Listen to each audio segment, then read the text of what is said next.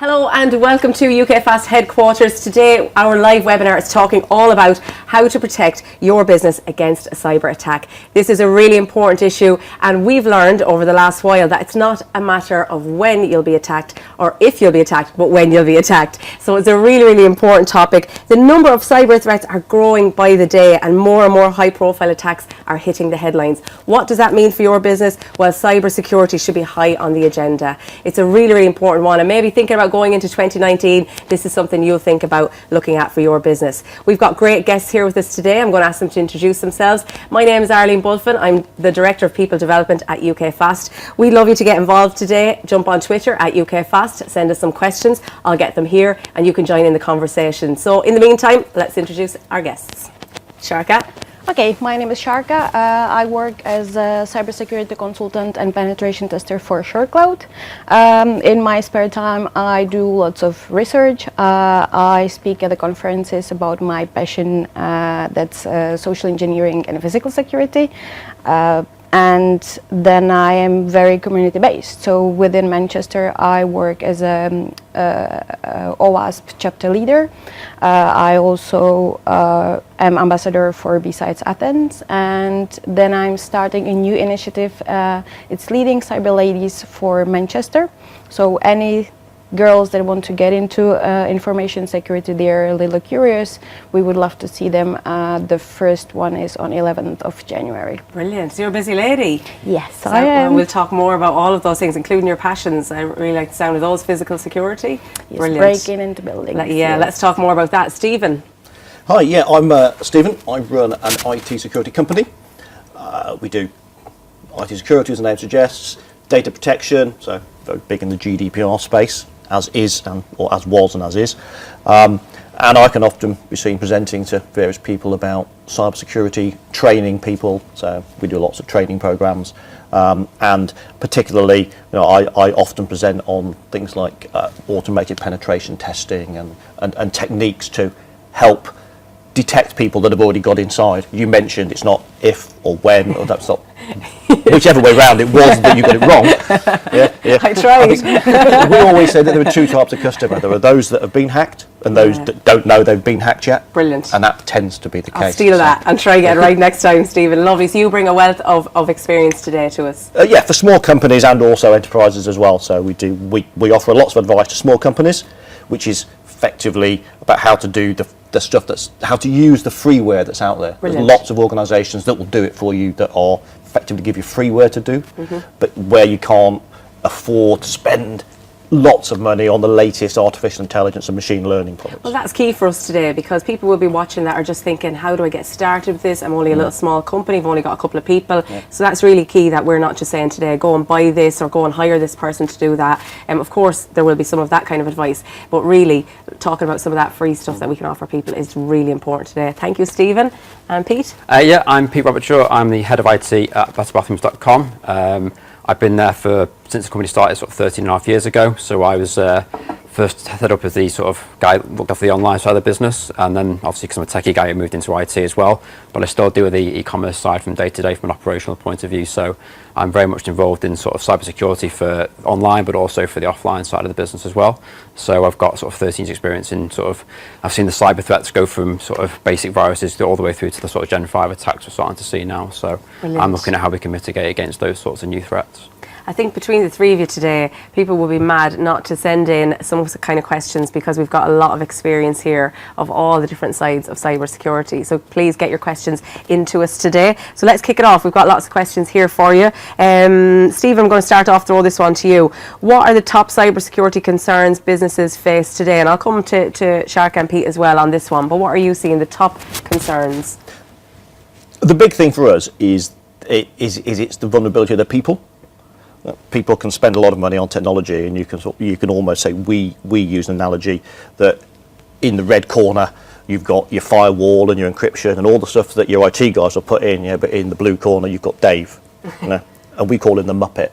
Right? There's always someone here who is going to click on that link in the email, the really obvious email that he shouldn't that he shouldn't get phished by, or the internal fraud thing, which is the which is the fastest growing type of fraud now in business, is that's the internal fraud. So it's disgruntled employees or people doing things unintentionally but still doing it anyway.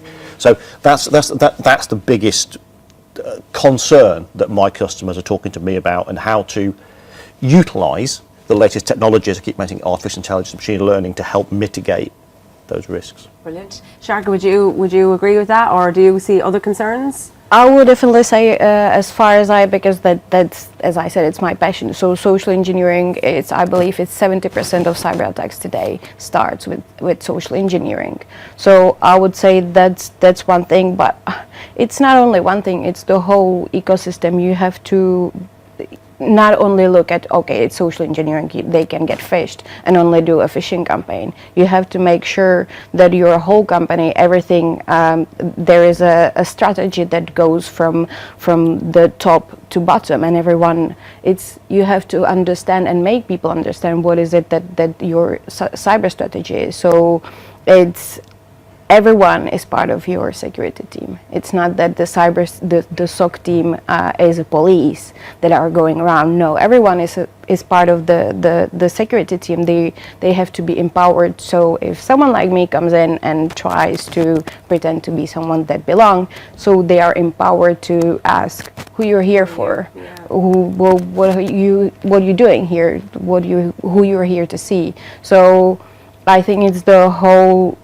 thing, that it's not just one thing to just focus on people, but it's the technology with people. So have the right people in the right place, then empower the people within the whole company, and then of course that's what I do. You have to test, even though if you're feeling like everything is going well, you have everything in place, you have to test yourself and regularly pull that apart. Absolutely. What are you seeing, Pete? What kind of are the top security concerns?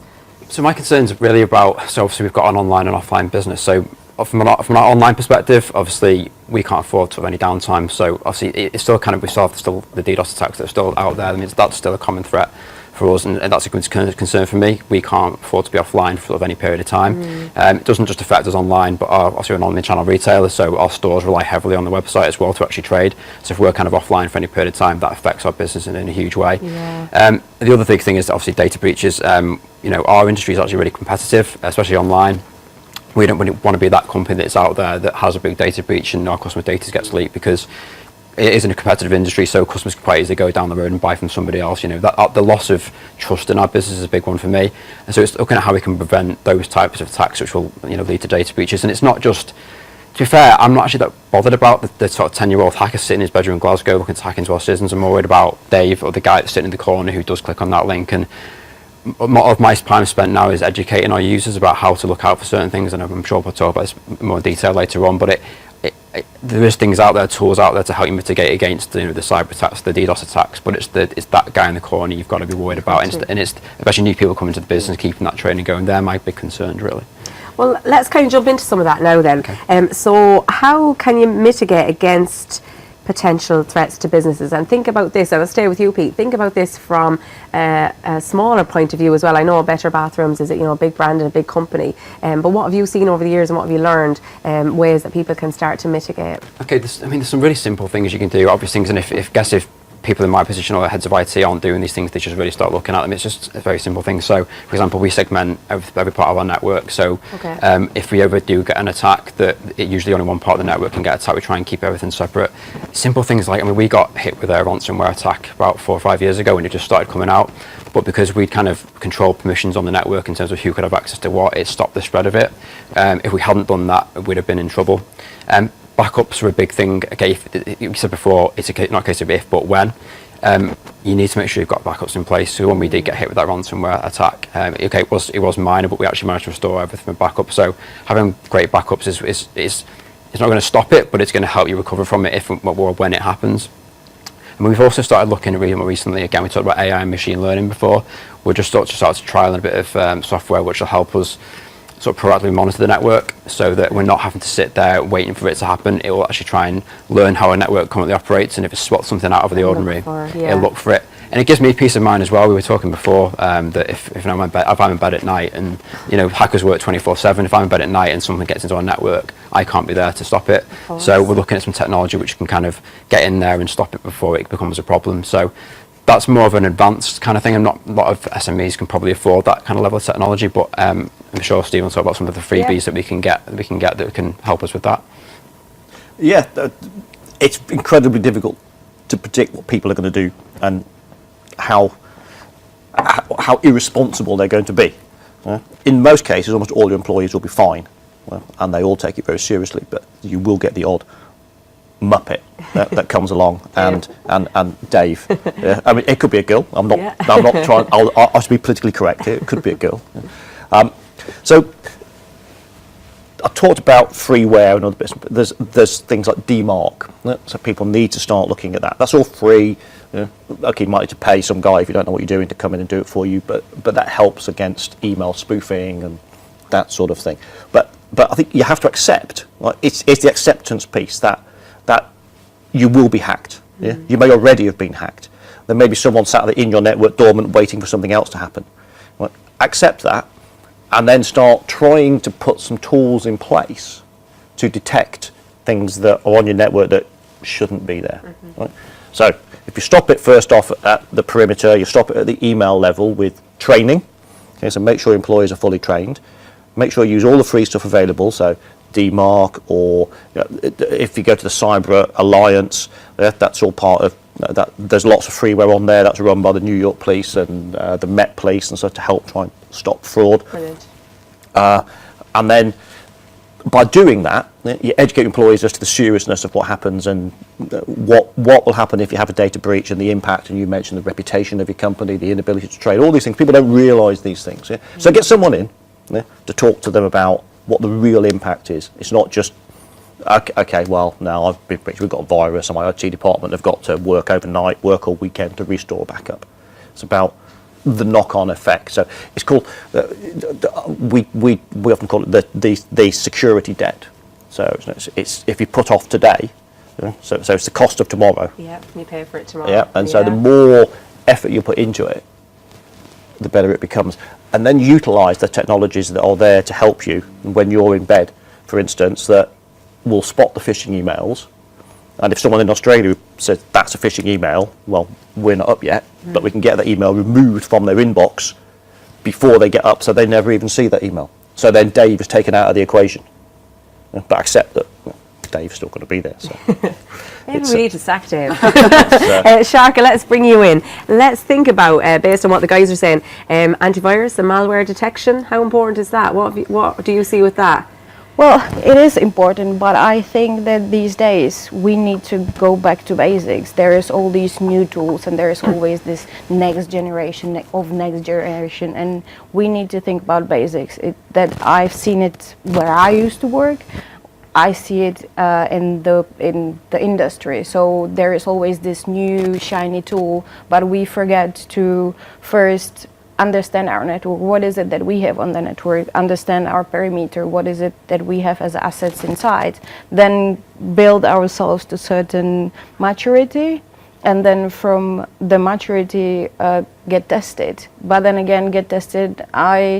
Why I love working for SureCloud is because I know how it was before with pen test. Someone comes in, you get tested. Someone comes in and throws at you the PDF report, and you're like, okay, and then they are gone. But we do have this, like, it's called pen test as a service, where you basically are buying our whole team for the 1, 2, 3 years. So that means that we come in, we give you the report, but we are still there. We are still there to help you. And I love this a lot, because then I really see the impact where the customers come back and I can help them, where I know how it was when I was so clueless when I had the report that I didn't understand. So I think it's important to understand what you have on your network, but as well choose maybe this thing that will help you understand what is it that you need to protect, and then you know who's your Dave, or what you need to protect.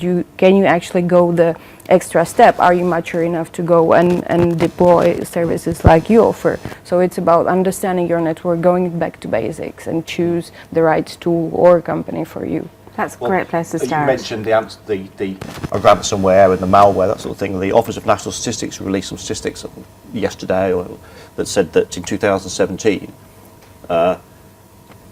computer misuse and fraud actually declined.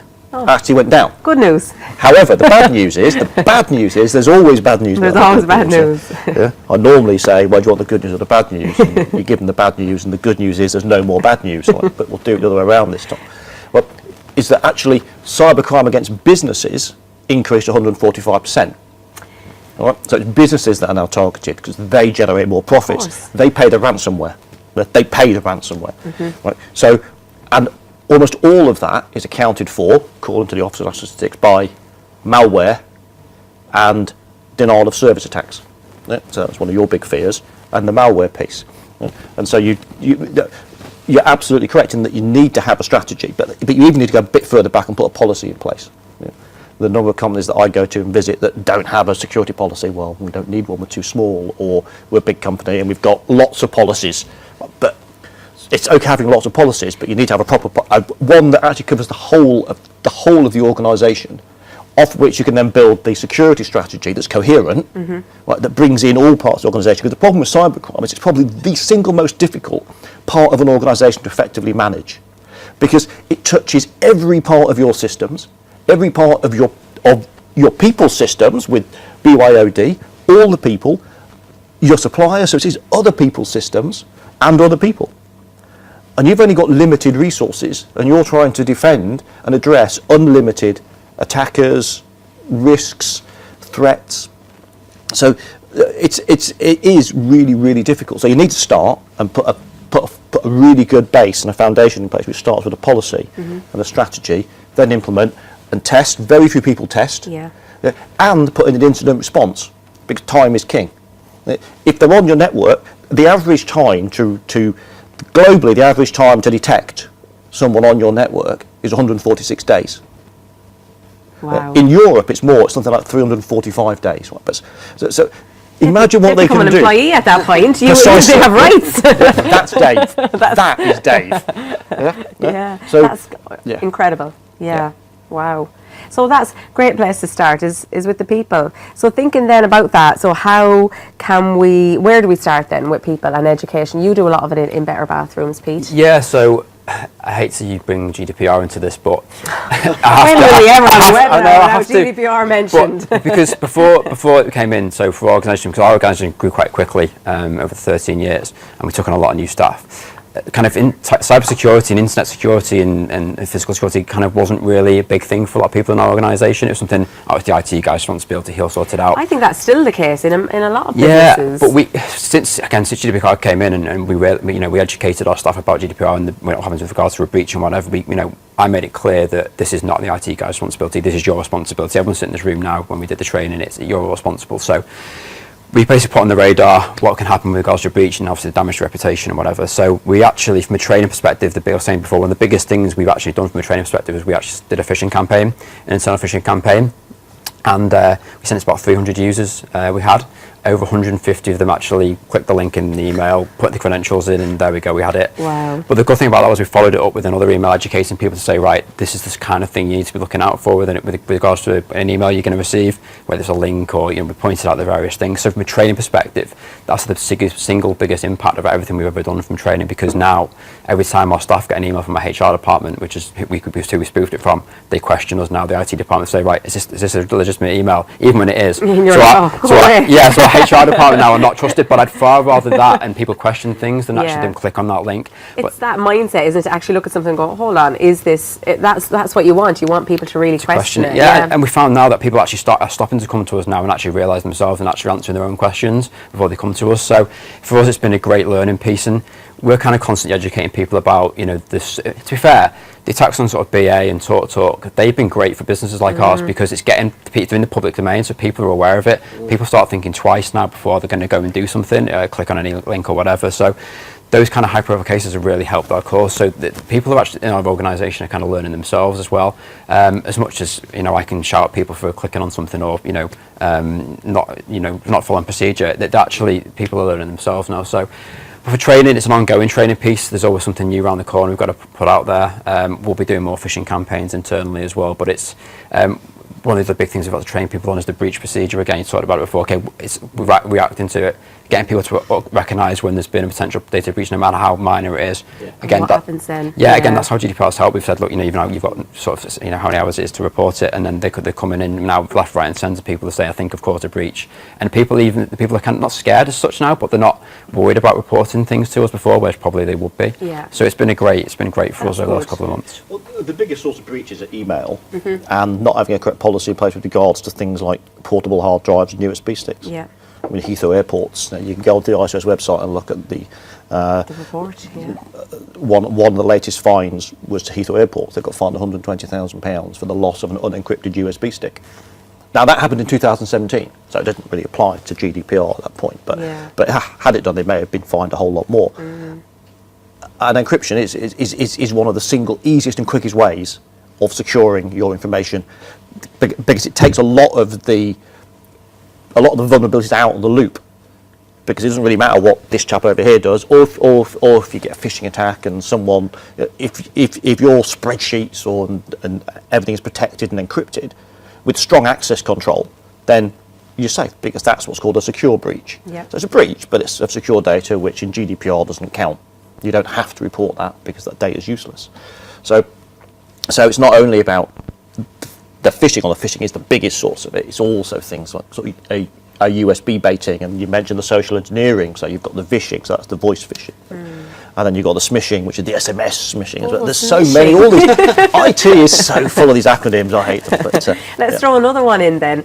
Sarka, I want to get your opinion on this. BYOD. So what are you seeing with businesses you're working with? Is that having a big impact when people can bring their own devices? Yeah, of course, but then you can have your endpoint management. So anything that then gets connected to the network beforehand, it gets scanned. So there is network access control that scans your device that you bring in. It scans if you have the latest antivirus and if it's safe to plug into network. So I would not say it's such a big issue if you have, of course, good policy and strategy to do That's what it comes back to, is this policy, isn't it? And people being aware of that. Stephen, what are you seeing around bringing own devices? It depends on whether you want your device to connect to your corporate network and to actually give you access to your corporate information.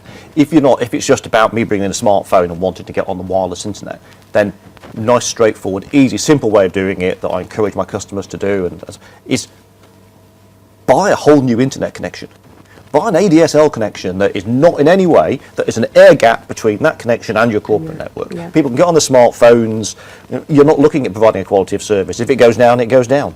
Yeah, that's what we call a dirty wireless. So that's where you can, all your guests or anyone who's not, it's not a company a wireless connection. So then you're sort of safe, and you still have to.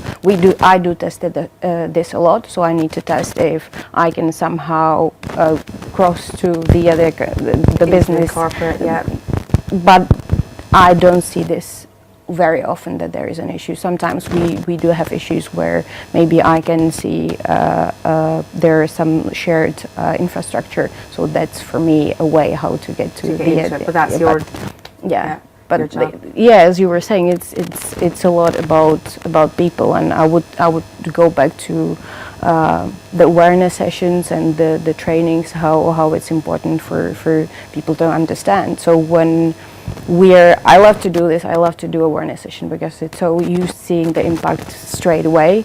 And so when I do this, when I break in somewhere and I then go and talk to the people that I manipulated, so I tell them what they did wrong, what they did right. But then what we do these big awareness sessions where people understand now the person that they've seen around the whole day in office actually doesn't belong there, and it has huge impact on teaching people. And what I'm trying to always tell them, I always try to start at home. So you tell them, you teach them the basics of cybersecurity at home for their family, how to protect them, and then it becomes a reflex that then is being introduced at work as well. So I think that's really important. So have you done some good campaigns where you've physically breached a building and gone and spent a day there and then? All the time. But it's same thing. I was one of my clients. They had, I believe, 800 people in a building, and the security guard knew everyone in the building. Still, I was able to manipulate them because I employ different psychology techniques, and I read body language, and I use all of this. So yeah, I had an advantage, but he was so sad about it. So I was like, you couldn't do anything more, because he asked me who I am, asked for my badge that was fake, obviously, but like he had no way how to test it, and he asked who I'm there to see. He knew that I didn't belong, but I told him that I started the Friday before. So I came back to him and I said, you did everything that you could. Only thing that could have stopped me at this point were the physical barriers, if they would be here.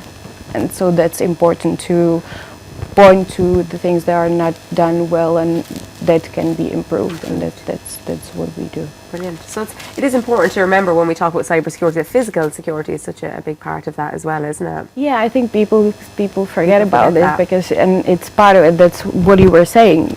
Security, it's everything, and it's people, it's the technology, but it's the physical side of it as well. So for me, it's really interesting to see what I can do to you behave like you belong, or you behave like you're coming from someone from headquarters, so someone has to let you in. So people then start to question things, and that's what you were saying. It's important that people start to question things, and if they feel empowered, they turn around and tell me, what are you doing here? Show me proof that like you need to call someone. How is it that you don't have, because I am an IT editor, so that's my usual pretext. They're like, no, you have to have an appointment with someone. You have to, like, who you're here to see. Like, can I call your manager so we can talk about it? That's the being empowered. That's then the result of actually doing the exercises and the awareness sessions. My advice with that to all my stuff is always be aware of someone wearing a high-vis vest, because it's amazing how a high-vis vest can get you into places. We've seen it in our building before. Anybody can just walk in and people think, oh, he's got a high-vis, he's fine. So I don't know if that's a tactic you employ, but generally it works. Oh, she can't give away her secrets. Yeah, well, that's a great one. I've had a question come in, and it's from Amy. Amy said, this is a tough question, but I'm going to throw it at you all anyway. I'm sure you all give completely different answers. I'm a small business owner. How much budget should I be putting aside for my cybersecurity? So I was going to talk about this before. So it's a tough one, isn't it? It is a tough one. I mean, you've got to look, I guess, at what is the cost to your business if you were to get, have a data breach or your systems are down for X amount of time, and weigh up the budget. It's like you said before, look at the cost of today, the cost of tomorrow. So like when we look at it, I've only just been able to start getting budget for cybersecurity, because if you've seen examples of what happened with BA, etc., and the fines they started getting, you've got to think about it in terms of the cost if you don't put it in place. So from a budget point of view, what's the risk? If you're going to lose a load of data, what's the likely fines you'd like to receive? For me, it's something you can't afford to skimp on or not invest in. How much you should spend, it's how much you're willing to risk, I suppose, in terms of the fines you may end up getting or the loss of business. Yeah. I mean, it depends on how big your company is. Yeah. If you're one person, then you can almost get away with kind of spending a few £100s. Yeah. But if you're bigger than that, then you need to start thinking about deploying various technologies to your perimeter, your endpoints, your laptops, depending on what industry you're in, as to how vulnerable you're going to be and how much of a target you may be. Yeah. So I know Amy would want a definitive answer. £500, yeah, that's what she's looking for. If she came to us, and that we wouldn't be able to tell her even if she rang me up, and I'd have to find out more about what she was doing. But it doesn't have to be expensive. There is lots of places you can go where it is free, and we encourage people to go there. We shouldn't do that. No, I make my living. I pay for life's luxuries like gas and electric and food by selling things to people, consultancy and stuff. So, but we do encourage people to take the first step is to do the things that don't really cost anything, which are go to the free places, have a look at how you do that. Okay, you might need to employ someone like myself or any of these guys here to set it up for you, but that's kind of a one-off cost, and then Yeah. you're not hit with it every year. But yeah, it's impossible to say. How do you feel about insurance? So I know recently we've heard about cyber insurance. Have you heard anything about that? Yeah, we've actually taken it out. Okay. So we had to go through a lot of sort of hoops to try and get the actual policy signed off. Had to have certain things in place. One of the examples, we had to have a pen test done every so often. So we have taken it out again. Like I said before, it's critical to our business. We can't obviously, if you know the breach, the cyber insurance will probably cover us from a financial point of view, but the damage to reputation is still there if we get a data breach. That's more there in case the website's down for 2 days and we can't get it back. From a financial point of view, it covers there, but from an actual reputational point of view, it doesn't really help us. Yeah. But it was kind of the size of business we are from an e-commerce perspective. We had to have it because 2 days worth of downtime on websites, it's figure out there how much we're going to lose. So we have taken it out, but it's actually not an easy thing to get. You have to prove certain things before the insurance companies will touch you. Yeah. I mean, insurance and buying security is actually quite closely aligned, because we buy insurance for something that we don't want to happen, right? And so if we're doing well, it won't happen, but we spent the money. Security is the same. You buy something, if you spent your money wisely, nothing happens, and you think, why did I spend all that money? Why am I spending that money? Nothing happens. So they're two things that are quite closely aligned. Yeah. And I think the jury is still out on certainly insurance. within my space as to whether it's still a worthwhile investment or not. I wouldn't like to say either way because I haven't got anything to back it up. It's like anything, you need to investigate and think of it from your business perspective. Is this what's suitable for your business size, like you're saying, or someone like Amy, a small business, maybe taking on the services, someone like yourself, Stephen, Sarka? Amy just needs to take on a company that understands the pressures of small businesses.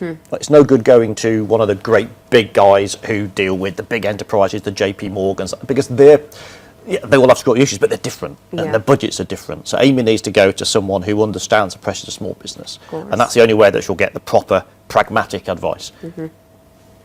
Yeah, I would say that what she needs to do is a risk assessment, and that from risk assessment she will understand what's the risk to her company and what is it that she's against, and then she could go and start building the strategy on where to spend her money.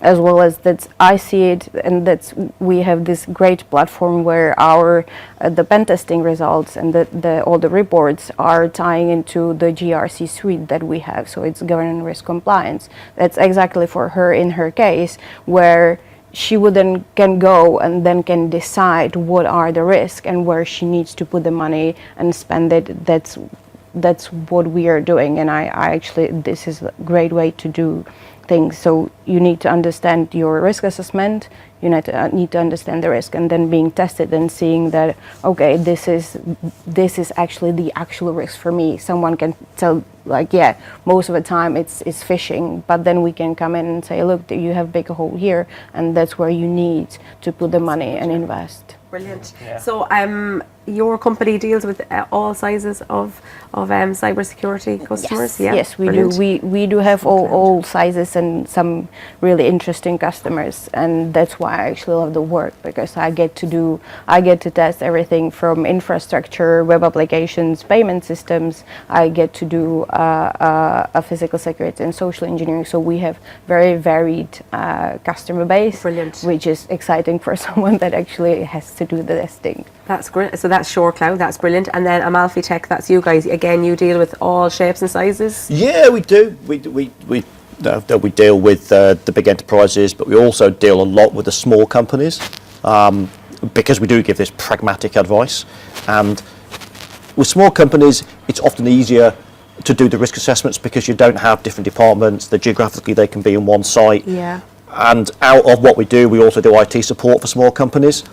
And so where you've only got like the one firewall and the switch and just one server, one Active Directory and so on, it's a lot easier to manage. Of course. So that's why you can be fairly prescriptive with small companies as to this is what we're going to do, this is where you were likely to be attacked.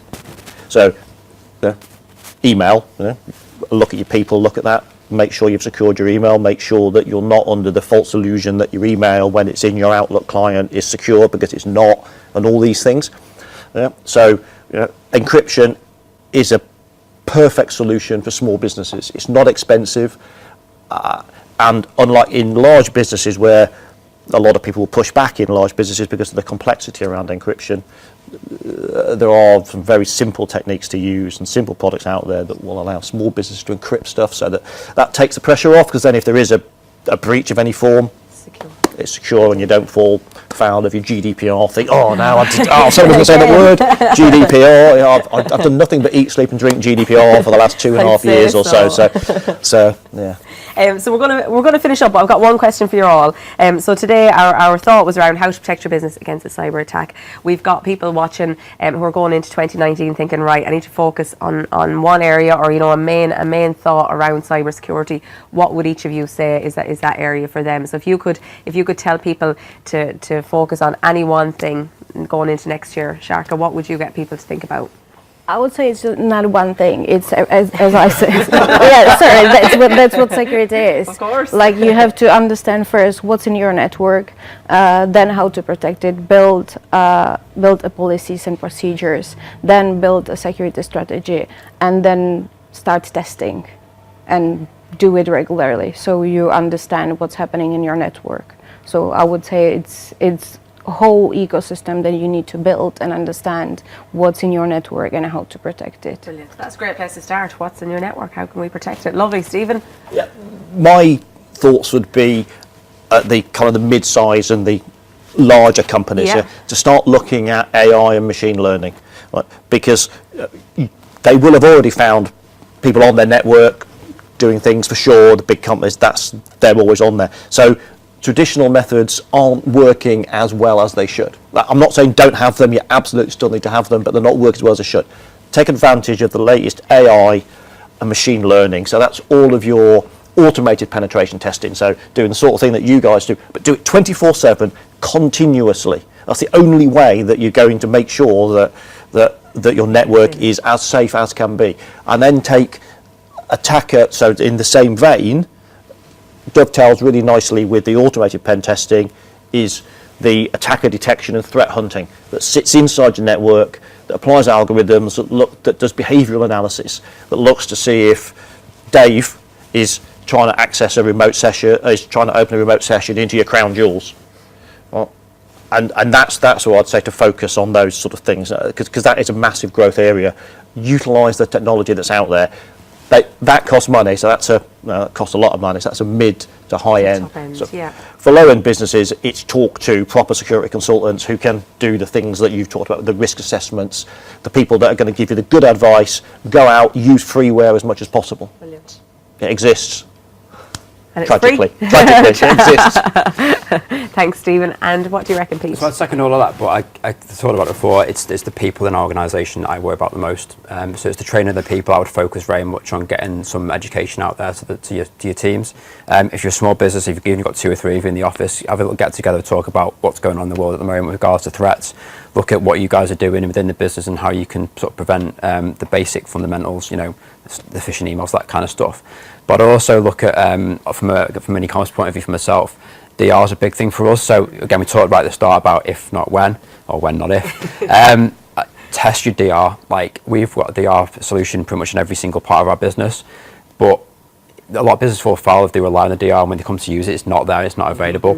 Test it, make sure it's there. If it's once a month, twice a month, we tend to do in our business, we do one proper full failover, like at least once a year, but then we'll do some sort of virtual failovers just to make sure it works. The last thing you want is when you do get attacked, you can't get your data back if your DR solution's not there. So those are the 2 things I'd look at is it's going to happen, just prepare for it, but try and get it cut out right at the start by your team members. That's fantastic. It's like a fire drill. We've heard this analogy so many times. We prepare so much for that, and they're so regular, they're in the calendar, they happen. Why not do the same with your data and your network? Brilliant. Well, thank you so much, the 3 of you, for joining us today. That was a really great conversation, and it was great to have you at UKFast. For you at home, hopefully you really enjoyed watching it, and please get in touch on UKFast at UKFast on Twitter, and the hashtag was UKFast webinar as well if you want to join in. Thank you very much for all of us here today, and hopefully we've given you lots of insight into how to protect your business from a cybersecurity attack. Thank you very much.